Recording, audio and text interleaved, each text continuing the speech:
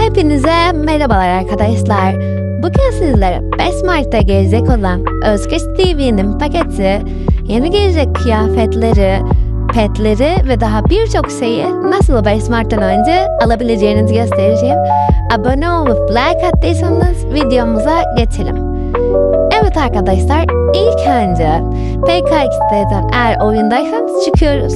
Daha sonra arkadaşlar internetimizi kapatıp oyuna giriyoruz. Daha sonra oyuna seçeneği çıktıktan sonra internetimiz kapalı şekildeyken 2 kere oyna seçeneğine tıklıyoruz arkadaşlar.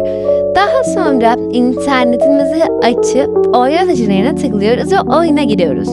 Daha sonra arkadaşlar mağazaya girdiğimizde bu bug'ı işe yarayarak bütün paketleri görmüş oluyoruz.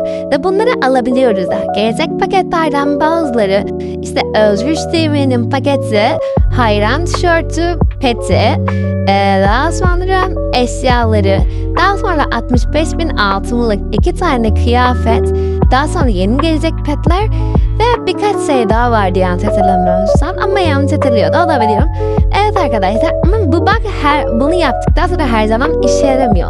Bunu yaptıktan sonra mesela oyundan çıktığınızda ve tekrar girdiğinizde bu bak olmuyor. Bunu tekrar yapmanız gerekiyor. Yani mesela şimdi yaptınız, oyundan çıktınız, tekrar olmasını istiyorsanız yine aynı şeyi tekrarlayıp o şekilde oyuna gidiyorsunuz. Ve bu şekilde o yeni gelecek eşyaları, itemleri, petleri bu şekilde daha hızlı alabilirsiniz. Ve söyleyeceğim şeyler Özgüç TV'nin paketi, paralı, hayran tişörtü 5.000 altın, o al 65.000 altınlık kıyafetler, petleri hatırlamıyorum. Özgüç TV'nin sadece o hayran tişörtü 5.000 altında, diğer her şeyi paralıydı arkadaşlar. Kıyafeti 85 elmas yani yok 85 normal paraydı yani 85 TL'ydi yanlış hatırlamıyorsam. Daha sonra böyle bir tane eşya gibi bir şey vardı ya petler için. O yanlış hatırlamıyorsam 20 idi. Petinin de hiç hatırlamıyorum arkadaşlar. Bu arada petinin ismi de Unicat Özgür.